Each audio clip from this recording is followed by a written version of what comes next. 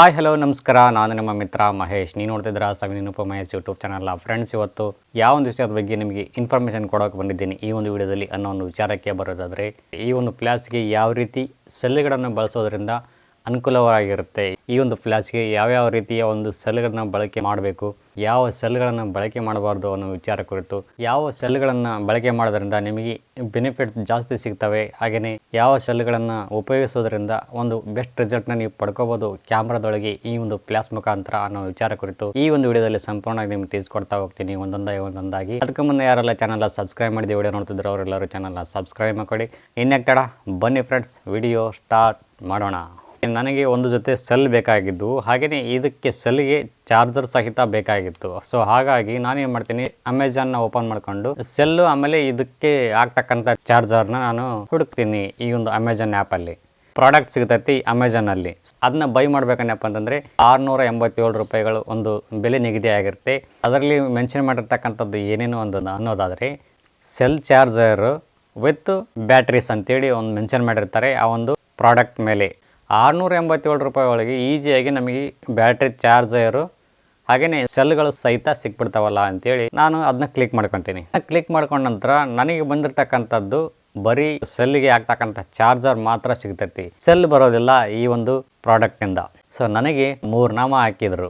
687 ರೂಪಾಯಿ ಕೊಟ್ಟು ಈ ಒಂದು ಬ್ಯಾಟ್ರಿ ಸೆಲ್ ಚಾರ್ಜರ್ ವರ್ತಾ ಅಂತ ನಾವು ನೋಡೋಕೆ ಹೋದ್ನಪ್ಪ ಅಂತಂದರೆ ಬಿಲ್ಕುಲ್ ಇಲ್ಲ. ಅರೌಂಡ್ 300 to 400 ಒಳಗೆ ಸಿಕ್ಬಿಡ್ತೈತಿ ಈ ಒಂದು ಸೆಲ್ ಚಾರ್ಜರ್ ನಮಗೆ.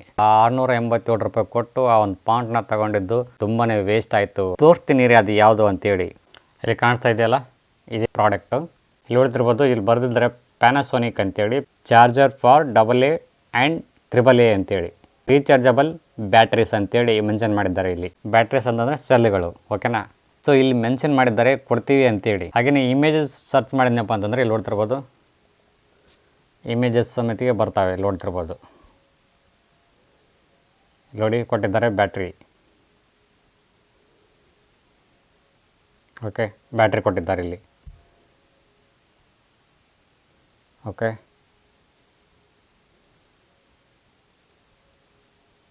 ಸೊ ಈ ರೀತಿ ಪಾಯಿಂಟ್ ಸಿಗ್ತೈತೆ ಇದರೊಳಗೆ. ಇದು ಒಂದು ಚಾರ್ಜರ್ ಅಂತೆ. ಇದು ಕೇಬಲ್ ಕೊಟ್ಟಿದ್ದಾರೆ. ಯಪ್ಪ ಅಷ್ಟು ಕಡಿಮೆ ಇದೆ ಒಂದು ವಯರು. ಸೊ ಈ ಒಂದು ಪ್ರಾಡಕ್ಟು ಯಾರಾದರೂ ನೀವು ಬೈ ಮಾಡ್ತೀರಾ ಅಂತಂತಂದರೆ ದಯವಿಟ್ಟು ಯಾರು ತಗೊಳಕ್ಕೆ ಹೋಗಬೇಡಿ, ತುಂಬಾ ಲಾಸ್ ಆಗ್ತೀರಾ ಅಂತ ಹೇಳ್ತಾ. ಸೊ ಹಂಗೋ ಹಿಂಗೋ ಪಂಗನಾಮ ಹಾಕ್ಕೊಂಡು ಒಂದು ಸೆಲ್ ಚಾರ್ಜ್ ಆಗ್ತಕ್ಕಂಥ ಒಂದು ಪಾಯಿಂಟ್ ಇದೆ, ಆ ಒಂದು ಪಾಯಿಂಟ್ನ ತೊಗೊಂಡೆ ನಾನು. ಸೊ ಹೀಗಿರ್ಬೇಕಾದ್ರೆ ಸೆಲ್ ಬರಲಿಲ್ಲ. ಸೆಲ್ ತಗೊಳ್ಳೋಣ ಅಂತೇಳಿ ಕೇಸಿ ನಾನು ಇವತ್ತು ಸೆಲ್ ತೊಗೊಂಬಂದಿದ್ದೀನಿ.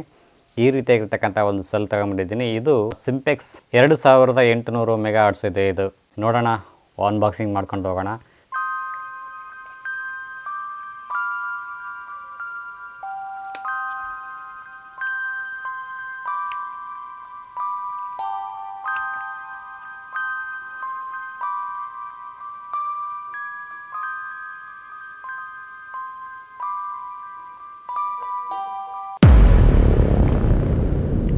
ಸೊ ಈ ಒಂದು ಸೆಲ್ಗಳು 2800 ಮೆಗಾಹರ್ಟ್ಸ್ ಅಂದರೆ ವ್ಯಾಟ್ಸ್ಗಳು ಲಭ್ಯ ಆಗಿರ್ತವೆ. ಇದರಲ್ಲಿ ಶೇಖರಣೆ ಆಗಿರ್ತೈತಿ. ಇದರೊಂದು ಕೆಪಾಸಿಟಿ ಅಂತಲೇ ಹೇಳ್ಬೋದು. ಬಹು ದಿನಗಳ ಕಾಲ ಬಾಳ್ವಿಕೆಗೆ ಬರ್ತದೆ, ಹಾಗೆಯೇ ತಾಳ್ವಿಕೆಗೇನು ಬರುತ್ತೆ. ಜಾಸ್ತಿ ಈ ಥರದ ಸೆಲ್ಗಳನ್ನು ಜಾಸ್ತಿ ಕ್ಯಾಮ್ರಾ ಫ್ಲಾಸ್ಗಳಿಗೆ ಯೂಸ್ ಮಾಡ್ತಾರೆ, ಆಮೇಲೆ ರಿಮೋಟ್ಗಳಿಗೆ ಯೂಸ್ ಮಾಡ್ತಾರೆ. ಸೊ ಈ ಒಂದು ಬ್ಯಾಟ್ರಿಗಳಿಗೆ ಹೆಚ್ಚಿನ ಕಾಲದವರೆಗೆ ಶೇಖರಣೆ ಮಾಡಿ ಇಟ್ಕೊಳ್ಬೋದು ಚಾರ್ಜ್ನ. ಬಹು ದಿನಗಳ ಕಾಲದವರೆಗೆ ಈ ಒಂದು ಸೆಲ್ನ ಯೂಸ್ ಮಾಡ್ಕೋಬೋದು. ಫೋಟೋ ಕ್ಲಿಕ್ ಮಾಡುವಾಗ ಹೆಚ್ಚಿನ ಬೆಳಕು ಇತ್ತಪ್ಪ ಅಂತಂದರೆ ನಿಮ್ಮ ಮುಂದೆ ಈ ಒಂದು ಫ್ಲಾಸ್ ಮುಖಾಂತರ ಕಡಿಮೆ ಬೆಳಕನ್ನು ಇದರಿಂದ ಪ್ರೊಸೀಡ್ ಮಾಡ್ಬೋದು. ಇದರಿಂದ ನಿಮ್ಮ ಒಂದು ಬ್ಯಾಟ್ರಿ ಚಾರ್ಜರ್ ಅಂತಂದರೆ ಈ ಸೆಲ್ ಚಾರ್ಜರ್ ಉಳಿತಾಯ ಆಗ್ತೈತಿ. ಬೆಳಕು ನಮಗೆ ಎಷ್ಟು ಅವಶ್ಯಕತೆ ಇದೆಯೋ ಅಷ್ಟನ್ನು ಮಾತ್ರ ತಗೊಳ್ತಾ, ಹೆಚ್ಚು ಬೇಕೈತಪ್ಪ ಅಂದರೆ ಹೆಚ್ಚು ಮಾಡ್ಕೊಳ್ತಾ ಈ ಒಂದು ಕಂಟ್ರೋಲ್ ಸಿಸ್ಟಮ್ಮು ಫ್ಲಾಸ್ ಒಳಗೆ ಲಭ್ಯವಾಗಿರೋದ್ರಿಂದ ಸೆಲ್ಗಳ ಒಂದು ಬ್ಯಾಟ್ರಿ ಶೇಖರಣೆ ಜಾಸ್ತಿ ಆಗೋ ಸಂಭವ ಜಾಸ್ತಿ ಇರ್ತೈತಿ. ಈ ರೀತಿ ಸೆಲ್ಗಳನ್ನು ಒಂದು ಸತಿ ಚಾರ್ಜ್ ಮಾಡಿದ್ರೆ ಸಾಕು, ಅವು ಬಹುದಿನಗಳ ಕಾಲದವರೆಗೆ ಶೇಖರಣೆ ಮಾಡಿ ಇಟ್ಕೊಂಡಿರ್ತವೆ. ಚಾರ್ಜಿಂಗ್ ಹಂಗೆ ಇರ್ತವೆ. ಸಪೋಸ್ ಏನಾದ್ರು ಇವತ್ತು ಚಾರ್ಜ್ ಮಾಡಿ ಇಟ್ಟರು ಅಂತ ಇಟ್ಕೊಳ್ಳಿ, 3 ದಿನ ಬಿಟ್ಟ ನಂತರ ಯಾವುದೋ ಒಂದು ನಿಮಗೆ ಒಂದು ಫಂಕ್ಷನ್ ಸಿಕ್ತು ಅಂತಂತಂದರೆ ಸಡನ್ಲಿ ಆ ಒಂದು ಫ್ಲಾಸ್ ಸೆಲ್ಗಳನ್ನು ಮತ್ತೆ ಚಾರ್ಜ್ ಹಾಕೋ ಅವಶ್ಯಕತೆ ಇರೋದಿಲ್ಲ. ಸಡನ್ಲಿ ಆ ಒಂದು ಸೆಲ್ಗಳನ್ನು ತಗೊಂಡು ಫ್ಲಾಸ್ನ ಯೂಸ್ ಮಾಡ್ಬೋದು. ಸೊ ಈ ರೀತಿ ಒಂದು ಬೆನಿಫಿಟ್ಸು ಈ ಒಂದು ಸೆಲ್ಗಳಲ್ಲಿ ಇರ್ತೈತಿ. ಸೊ ಈ ಸೆಲ್ಗಳು ಚಾರ್ಜ್ ಆದವು ಅಂತ ಇಟ್ಕೊಳ್ಳಿ, ಒಂದು ಸತಿ ಫುಲ್ ಚಾರ್ಜ್ ಆದವು ಅಂತ ಇಟ್ಕೊಳ್ಳಿ, ಮತ್ತೆ ಪಿಕಪ್ ಅಂದರೆ ಫುಲ್ ಚಾರ್ಜ್ ಆಗಬೇಕು ಅಂತಂದರೆ ಕನಿಷ್ಠ ಪಕ್ಷ ಒಂದು 2 ರಿಂದ 3 ತಾಸು ಬೇಕಾಗುತ್ತೆ. ಸೊ ಈ ರೀತಿ ಸೆಲ್ಗಳನ್ನು ಒಂದು ಜೊತೆ ಸೆಲ್ಗಳನ್ನ ಯೂಸ್ ಮಾಡಿಕೊಂಡು ಪ್ಲಾಸಿಗೆ ನೀವೇನಾದರೂ ಒಂದು ಫಂಕ್ಷನ್ ಅಟೆಂಡ್ ಮಾಡ್ತೀನಿ ಅಂತಂದರೆ ಆಗೋದಿಲ್ಲ. ಕನಿಷ್ಠ ಪಕ್ಷ 2 ಜೊತೆ ಸೆಲ್ ಆದರೂ ಬೇಕಾಗುತ್ತೆ. ಒಂದು ಜೊತೆ ಸೆಲ್ ಅಂತಂದರೆ 4 ಇರ್ತವೆ. 2 ಜೊತೆ ಸೆಲ್ ಬೇಕು ಅಂತಂದರೆ ನಿಮಗೆ 8 ಸೆಲ್ಗಳು ಅವಶ್ಯಕತೆ ಆಗಿರ್ತೈತಿ. ಕನಿಷ್ಠ ಪಕ್ಷ ಕ್ಯಾಮ್ರಾ ಪ್ಲಾಸಿಗೆ ಈ ಒಂದು ಸೆಲ್ಗಳನ್ನು ಯೂಸ್ ಮಾಡಿಕೊಂಡು ಕನಿಷ್ಠ ಪಕ್ಷ ಎಷ್ಟು ತೆಗಿಬೋದು ಒಂದು ಫೋಟೋಸು ಅನ್ನೋದಾದರೆ ಕ್ಯಾಮ್ರಾದ ಮುಖಾಂತರ 250ರಿಂದ 300 ಫೋಟೋಸ್ಗಳನ್ನು ತೆಗಿಬೋದು ಒಂದು ಜೊತೆ ಸೆಲ್ಲನ್ನ ಇಟ್ಕೊಂಡು. ಆದ್ರೂ ಒಂದು ಜೊತೆ ಸೆಲ್ ಇಟ್ಕೊಳ್ಳೋದು ಎಮರ್ಜೆನ್ಸಿಯಾಗಿ ನಿಮಗೆ ಅವಶ್ಯಕತೆ ಇರ್ತೈತಿ. ಸೆಲ್ಗಳಲ್ಲಿ ಯಾವುದು ಉತ್ತಮವಾಗಿರ್ತಕ್ಕಂಥ ಒಂದು ಕ್ವಾಲಿಟಿ ಕೊಡ್ತೈತಿ ನಮಗೆ ಅನ್ನೋ ಒಂದು ವಿಚಾರಕ್ಕೆ ಬರೋಣ. ಇವಾಗ ಎನ್ವೆಲಪ್ ಅಂತೇಳಿ ಒಂದು ಸೆಲ್ ಫೋಟೋಗ್ರಫಿಯಲ್ಲಿ ಜಾಸ್ತಿ ಜನ ಬಳಕೆ ಮಾಡ್ತಕ್ಕಂಥ ಸೆಲ್ ಯಾವುದು ಅಂತಂದರೆ ಪ್ಲಾಸಿಗೆ ಎನ್ವೆಲಪ್ನ ಜಾಸ್ತಿ ಯೂಸ್ ಮಾಡ್ತಾರೆ. ನಾನು ಸಹ ಎನ್ವೆಲಪ್ನ ಜಾಸ್ತಿ ಯೂಸ್ ಮಾಡ್ತೀನಿ. ಬಹುತೇಕ ಕಡಿಮೆ ಈ ಥರ ಸಿಂಪೆಕ್ಸು, ಆಮೇಲೆ ಇನ್ನೊಂದು ಯಾವುದೋ ಬರ್ತೈತಿ ಹೊಸಕ ಅಂತ ಬರ್ತೈತಿ, ಇನ್ನೊಂದು ಯಾವುದೋ ಇದೆ, ಅದು ಜಾಸ್ತಿ ಯೂಸ್ ಮಾಡೋಂಗಿಲ್ಲ. ಜಾಸ್ತಿ ಯೂಸ್ ಮಾಡೋದು ಎನ್ವೆಲಪ್ ಜಾಸ್ತಿ ಯೂಸ್ ಮಾಡ್ತಾರೆ. ಸೊ ಎನ್ವೆಲಪ್ ಮತ್ತು ಸಿಂಪೆಕ್ಸು ಒಂದು ಕಂಪನಿಗಳ ವಿಚಾರಕ್ಕೆ ಬರೋದಾದರೆ ಇವುಗಳ ಕುರಿತು ಯಾವುದು ಉತ್ತಮವಾಗಿರ್ತಕ್ಕಂಥ ಕ್ವಾಲಿಟಿ ಕೊಡ್ತೈತಿ, ಯಾವುದು ನಮಗೆ ಅನುಕೂಲವಾಗಿರ್ತಕ್ಕಂಥ ರಿಸಲ್ಟ್ ಕೊಡ್ತೈತಿ ಅನ್ನೋ ಒಂದು ಕಂಪ್ಯಾರಿಸನ್ಗೆ ಬರೋಣ. ಇವಾಗ ಎನ್ವೆಲಪ್ ಸೆಲ್ಗೂ ಆಮೇಲೆ ಸಿಂಪೆಕ್ಸ್ ಸೆಲ್ಗೂ ಇರ್ತಕ್ಕಂಥ ಡಿಫ್ರೆಂಟ್ ಆದರೂ ಏನೇನು ಅನ್ನೋ ಒಂದು ವಿಚಾರ ಕುರಿತು ಸ್ವಲ್ಪ ತಿಳ್ಕೊಂತ ಹೋಗೋಣ. ಈ ಎನ್ವೆಲಪ್ ಕಂಪನಿ ಸೆಲ್ಗಳು ಏನಿರ್ತದೆ ಬ್ರ್ಯಾಂಡೆಡ್ ಕಂಪನಿ ಸೆಲ್ಗಳಾಗಿರ್ತವೆ. ಬಹುದಿನಗಳ ಕಾಲ ಬಾಳುವಿಕೆ ಬರ್ತವೆ ಈ ಒಂದು ಸೆಲ್ಗಳು. ಹಾಗೆಯೇ ಬೆಲೆ ಕೂಡ ಜಾಸ್ತಿ ಇರ್ತೈತಿ. ಅರೌಂಡ್ 800ರಿಂದ 900ವರೆಗೂ ಈ ಒಂದು ಸೆಲ್ಗಳ ಬೆಲೆ ನಿಗದಿಯಾಗಿರ್ತೈತಿ. ಇನ್ನು ಸಿಂಪೆಕ್ಸ್ ಸೆಲ್ಗಳು ವಿಚಾರಕ್ಕೆ ಬರೋದಾದ್ರೆ ಬಜೆಟ್ ಫ್ರೆಂಡ್ಲಿ ಸೆಲ್ಗಳಾಗಿರ್ತವೆ. ಇವುಗಳು ಸಾಮಾನ್ಯ ಬಳಕೆಗೆ ಯೋಗ್ಯವಾಗಿರ್ತವೆ. ಈ ಒಂದು ಸೆಲ್ಗಳು ಇವುಗಳ ಗುಣಮಟ್ಟ ಎನ್ವೆಲಪ್ ಸೆಲ್ಗಿಂತ ಸ್ವಲ್ಪ ಕಡಿಮೆ ಅಂತಾನೆ ಹೇಳ್ಬೋದು. ಎನ್ವೆಲಪ್ ಸೆಲ್ಗಳೇನಿದೆ 1900ರಿಂದ ಹಿಡಿದು 2500, 600, 700ವರೆಗೂ ಇದರ ಒಂದು ಮೆಗಾಟ್ಸು ಇರ್ತೈತಿ ಈ ಒಂದು ಸೆಲ್ಗಳ ಕೆಪಾಸಿಟಿ ಕ್ವಾಲಿಟಿ. ಇನ್ನು ಸಿಂಪೆಕ್ಸ್ ವಿಚಾರಕ್ಕೆ ಬರೋದಾದರೆ 2800ವರೆಗೆ ಮಾತ್ರ ಇದು ನಿಗದಿ ಆಗಿರ್ತೈತಿ, ಫಿಕ್ಸ್ ಆಗಿರ್ತೈತಿ. ಸಿಂಪೆಕ್ಸ್ ಸೆಲ್ಲಲ್ಲಿ ವೇರಿಯೇಷನ್ ಇರೋದಿಲ್ಲ. 2000 ಬಾರಿ ಈ ಒಂದು ಎನ್ವೆಲಪ್ ಸೆಲ್ಗಳನ್ನು ಚಾರ್ಜಿಂಗ್ ಮಾಡಬಹುದು. ಸೊ ಸಿಂಪೆಕ್ಸ್ ವಿಚಾರಕ್ಕೆ ಬರೋದಾದರೆ ಇವುಗಳನ್ನು ಜಾಸ್ತಿಯಾಗಿ ಚಾರ್ಜ್ ಮಾಡೋಕ್ಕೆ ಆಗೋದಿಲ್ಲ.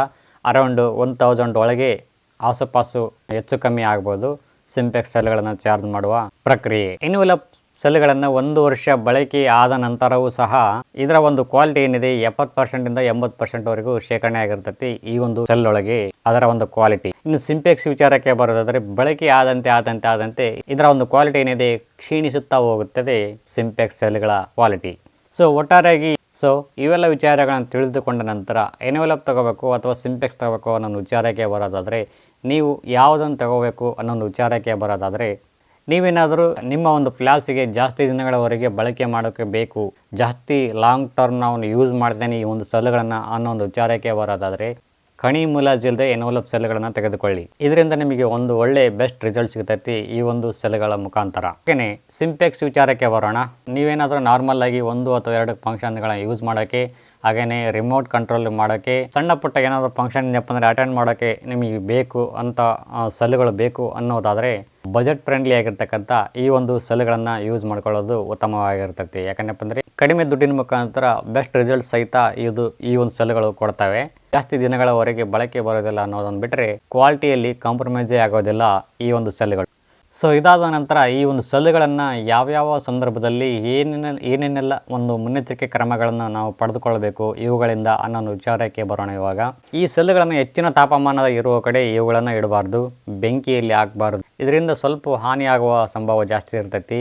ಈ ಸೆಲ್ಗಳೊಟ್ಟಿಗೆ ಬೇರೆ ಸೆಲ್ಗಳನ್ನು ಸೇರಿಸಿ ಅದರ್ವೈಸ್ ಬೇರೆ ಯಾವುದಾದ್ರು ಗಡಿಯಾರ ಸೆಲ್ನೋ ಆ ಒಂದು ಸೆಲ್ನನ್ನು ಈ ಒಂದು ಸೆಲ್ಗಳ ಜೊತೆಗೆ ಇಟ್ಟು ಚಾರ್ಜಿಂಗ್ ಮಾಡಬಾರ್ದು. ಇದರಿಂದ ಶಾರ್ಟ್ ಆಗುವ ಸಂಭವ ಜಾಸ್ತಿ ಇರ್ತೈತಿ. ಯಾಕಂದಪ್ಪ ಅಂತಂದರೆ ವೇರಿಯೇಷನ್ ಆಗ್ತೈತಿ ಆ ಒಂದು ಸೆಲ್ಗಳ ಒಳಗೆ ಪವರು. ಸೊ ಹಾಗೇನೆ ನಿಮ್ಮ ಕಡೆ ಏನಾದರೂ 3 ಸೆಲ್ಗಳಿದ್ದು ಒಂದು ಎಲ್ಲೋ ಕಳೆದೋಯ್ತು, ಹಾಗೇನೆ ಇನ್ನೊಂದು ಬೇರೆ ಯಾವುದಾದ್ರೂ ಒಂದು ಕಂಪನಿದು ಅಥವಾ ತಗೊಂಡು ಅಂತ ಇಟ್ಕೊಳ್ಳಿ, ಆ ಒಂದು 3 ಸೆಲ್ ಒಳಗೆ ಇದನ್ನ ಜಾಯಿಂಟ್ ಮಾಡಿ ಹಾಕಿ ಫ್ಲಾಶಲ್ಲಿ ತೆಗೆಯೋ ಪ್ರಯತ್ನ ಮಾಡೋಕೆ ಹೋಗಬೇಡಿ. ಇದರಿಂದ 3 ಸೆಲ್ಗಳು ಕೆಡಬಹುದು, ಇಲ್ಲ ಆ ಒಂದು ಸೆಲ್ ಮಾತ್ರ ಬೇಗನೆ ಕೆಟ್ಟೋಗೋ ಸಂಭವ ಜಾಸ್ತಿ ಇರ್ತೈತಿ. ಇಂಥ ಒಂದು ಸಂದರ್ಭದಲ್ಲಿ ನೀವೇನಾದರೂ ಫಸ್ಟ್ ಟೈಮ್ ಈ ಒಂದು ಸೆಲ್ಗಳನ್ನು ತಗೊಳ್ತಾ ಇದ್ರಿ ಅಂತಂದರೆ ಮೊದಲಿಗೆ ಅದರಲ್ಲಿರ್ತಕ್ಕಂಥ ಚಾರ್ಜ್ ಏನಿರುತ್ತೆ ಫುಲ್ ಖಾಲಿ ಮಾಡಿಬಿಡಿ.